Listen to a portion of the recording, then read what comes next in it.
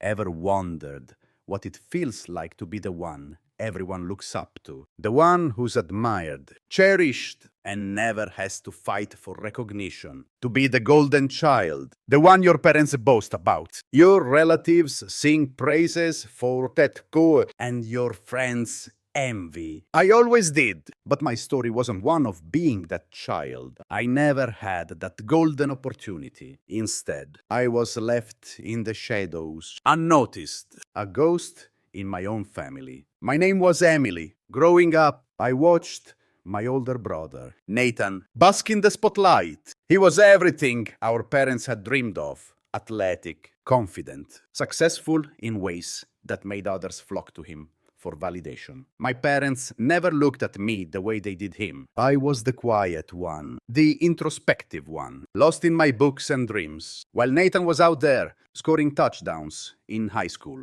taking home trophies and receiving endless praise. From the outside, it seemed like I had everything I needed: a loving home, a supportive family, and a small, tight-knit community in our quiet suburban town. But the truth was, I lived my life constantly, feeling like I didn't belong. My family's love and admiration were reserved solely for Nathan. He was the one they could boast about at dinner parties, the one they talked about with a proud smile. Meanwhile, I was just there. I didn't fit the mold. Dad, David, was a simple man, hardworking but emotionally distant. He worked long hours at the factory, coming home late. His only words to me were usually to ask why the house wasn't spotless or why dinner wasn't ready on time. He rarely said anything positive. His silence, however, spoke volumes, more terrifying than any words could have been. Mom, Sarah, was no different. She lived by expectations passed down through generations. And for her, success was clear-cut, strong, independent, and someone who could take on the world. Nathan was the ideal son in her eyes, and I was just different. I never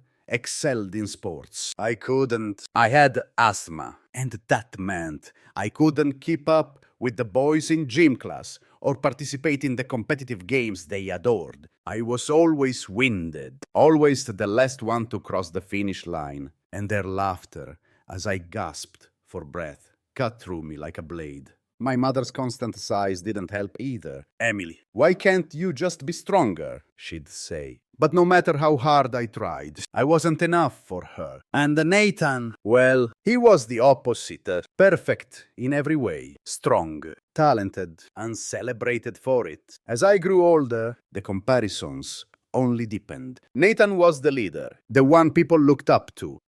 I was the dreamer, the one who hid behind books, while Nathan received accolades for his leadership. I found comfort in comic books and video games. My family never understood this. To them, these things were a waste of time, a far cry from the real world. You need to find something meaningful, they'd tell me, not realizing that I had already found my meaning. But despite all the dismissiveness, I kept going, kept trying to carve out a space for myself. Even if my family didn't seem to care, by the time I reached college, my dreams were still clouded with the weight of family expectations. I had to make it in the world, to prove that I was more than just the failure they saw. I worked part-time at a comic book store while attending classes, doing my best to juggle both worlds. For me, it was a perfect fit. I loved everything about it.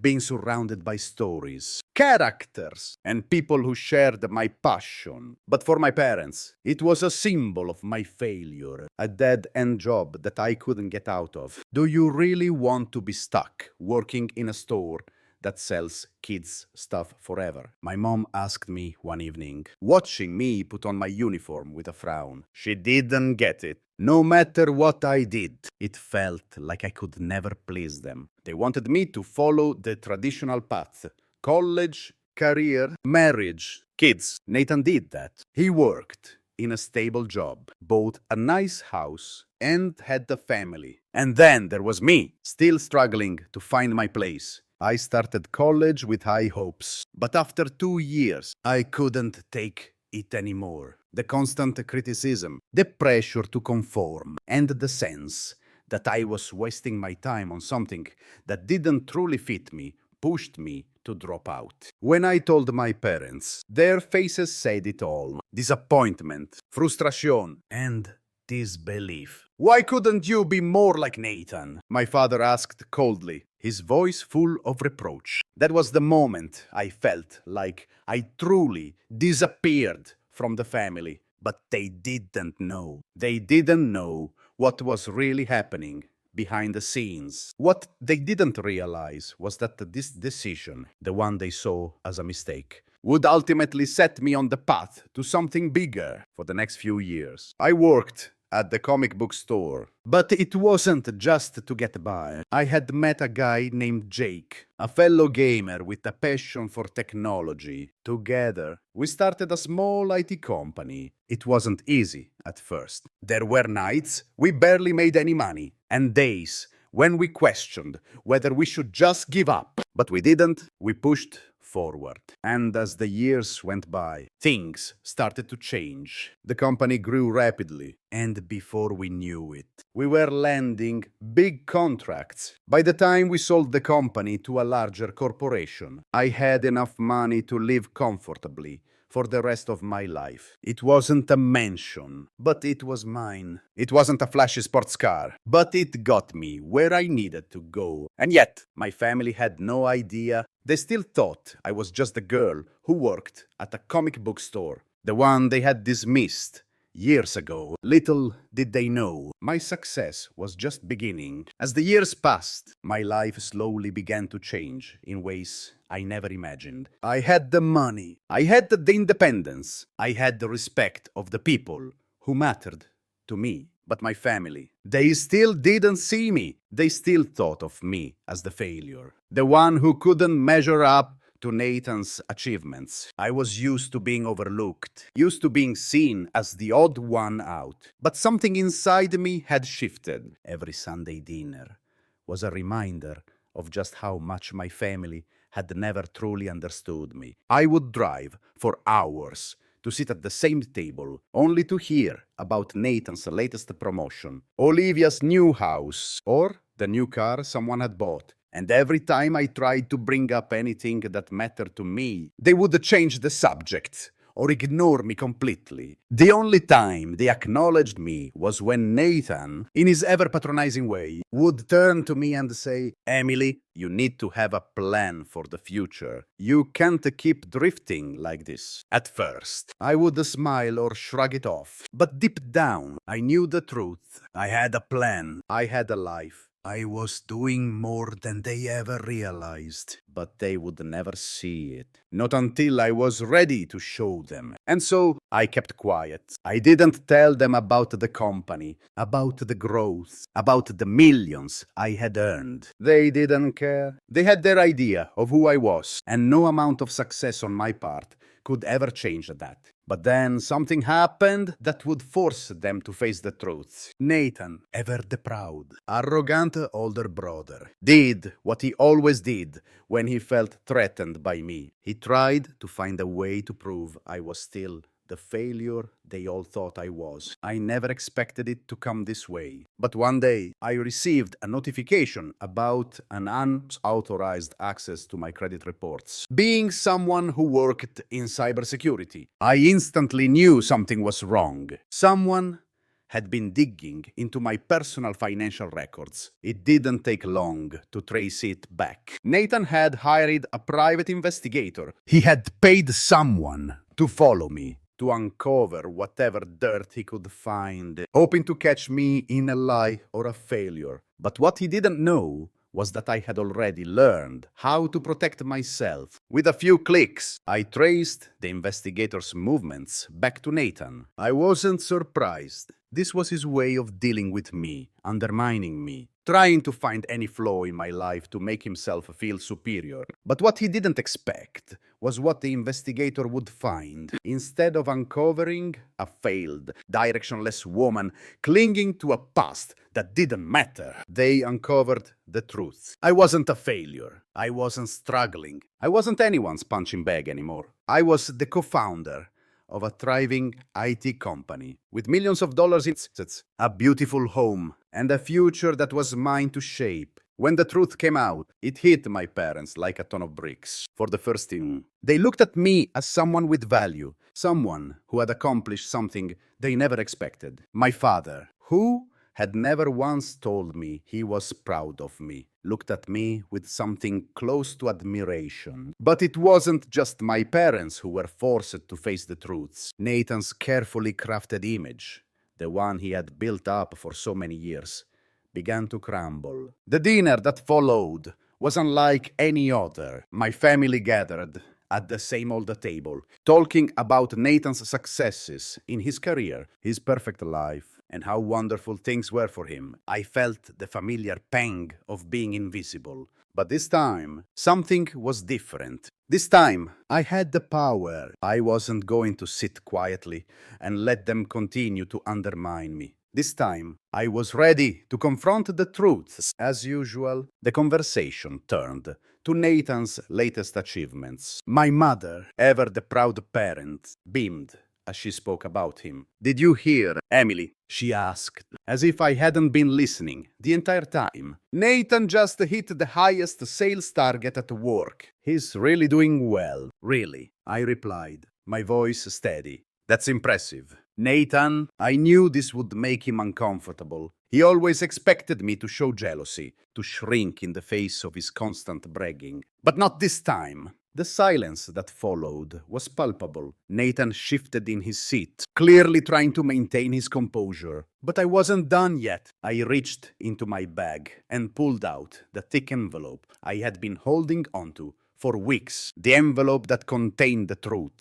The truth Nathan had worked so hard to hide. "I have something to share too," I said calmly, placing the envelope in front of him. His face turned pale, and I could see the panic starting to set in. My parents looked confused, unsure of what was going on, but I wasn't afraid. This was my moment. I opened the envelope and began reading aloud. "Unpaid mortgages, tax debt, a credit score on the brink of collapse. Oh, and this one. A file from Child Protective Services. Care to explain?" "Nathan." The room fell silent. My mother's face drained of color, her mouth trembling. What is this?" she whispered, her voice barely audible. Nathan slammed his fist on the table, his face contorted in rage. "Shut up, Emily. You don't know what you're talking about." But the truth was out. There was nowhere left for him to hide. I met his eyes, my voice calm but cutting. "You wanted to expose me, Nathan. You wanted to prove that I was a failure. But look at you now. You've been hiding behind a mask of success for so long. But the cracks are showing. And now everyone can see who you really are." Nathan's fury erupted. He stood up, pointing a finger at me. "You've always been jealous of me. You've always wanted what I have." His voice was full of venom. "But I stood my ground." "Jealous." I let out a laugh, a bitter, cold laugh. "There is nothing about you I would ever envy." The tension in the room was suffocating. My father, who had been silent all evening, cleared his throat. "Enough, both of you. Calm down." But his words didn't hold any weight anymore. The truth had been revealed. My parents' blind adoration of Nathan could no longer shield him from the reality of his life. And so, for the first time in my life, I stood up to my family. I no longer needed their approval. I no longer needed them to define my worth. My life, my success was mine, and I wasn't going to let anyone take that away from me again. The confrontation didn't end with apologies or healing. It ended with the truth, and that truth would change everything. After the storm had passed, I drove away from my parents' house that evening, my mind swirling with a mixture of emotions. The weight of the confrontation hung heavily in the air, but strangely, I felt lighter than I had in years. For the first time in my life, I was free from the suffocating expectations that had shaped every decision I had made up until that point. I didn't need my parents to approve of me. I didn't need Nathan's validation. I had found my own path. And it was one. I could walk on my terms. In the days that followed, the silence between us lingered. My mother sent me a few texts, urging me to come back to Sunday dinners. But I knew it wasn't because she had suddenly seen the light. It wasn't because she had a revelation about how valuable I truly was. No, it was because I had something now that she and my father could use. I had the money. I had the success. And suddenly, they wanted me back. But this time, I didn't feel the urge to respond right away. I didn't feel the need to prove anything. The few messages that trickled in from my mother, guilt-tripping and reminding me that family should come first, were nothing more than background noise to me now. I no longer felt trapped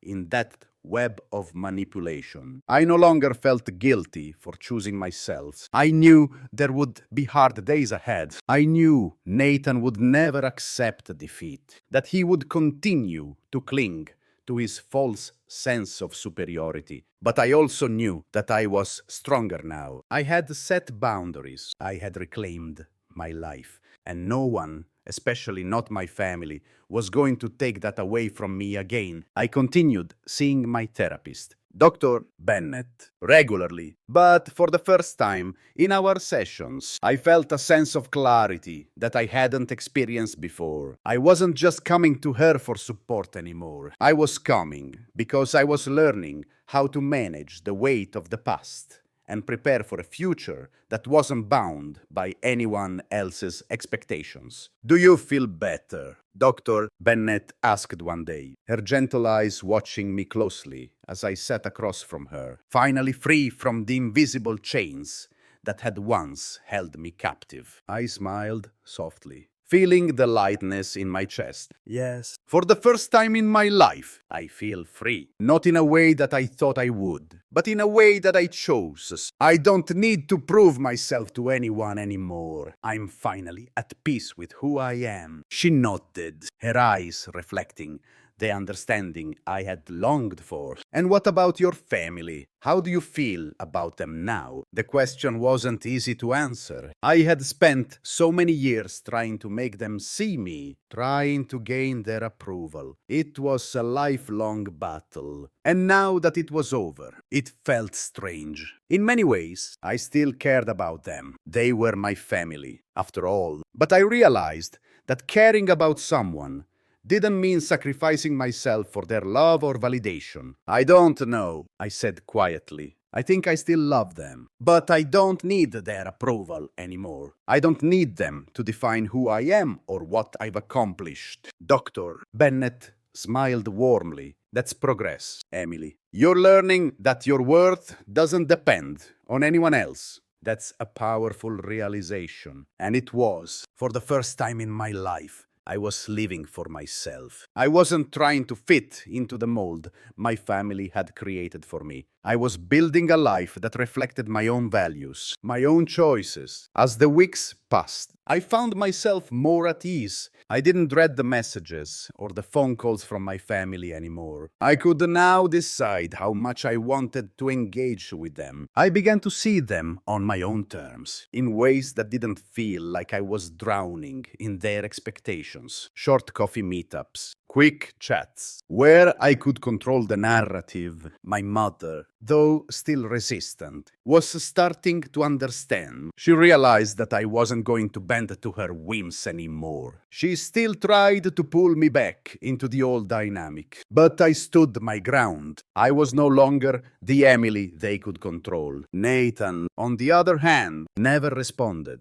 He didn't show up to the coffee meetings. He avoided me at all costs, and part of me was okay with that. His pride was too big for him to admit that he had been wrong about me all along. I had shattered the image he had carefully crafted, and that was something he couldn't handle. One evening, I found myself sitting at a cafe with Luca, the man I had met at a cybersecurity conference months before. We had been spending more time together, and as our relationship grew, I realized that Luca was the first person who truly understood me. Not because he saw me as a perfect version of myself, but because he accepted me for who I was, flaws and all. You've come a long way, Emily, he said one evening, his voice steady, looking out over the city from the cafe balcony. I nodded, feeling a sense of calm wash over me. Haven't I? It's strange,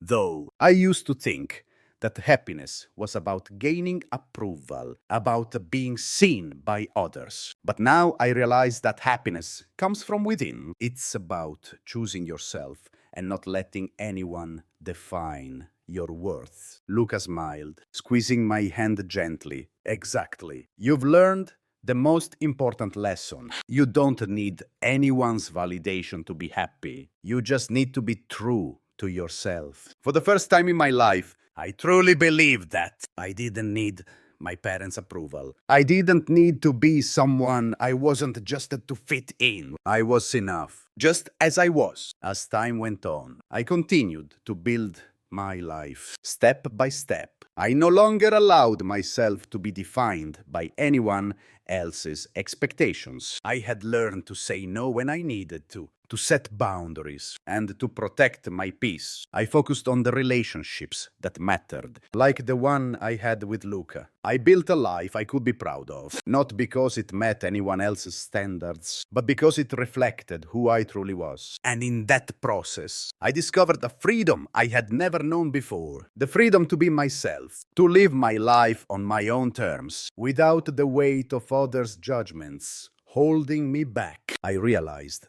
that success wasn't about making everyone proud. It wasn't about being the golden child. It was about being true to myself, living a life I loved, and no longer letting anyone else define who I was. I had finally come to understand that my worth wasn't tied to my family's expectations. My worth was something I had to create on my own. And in that, I had found the true meaning of success.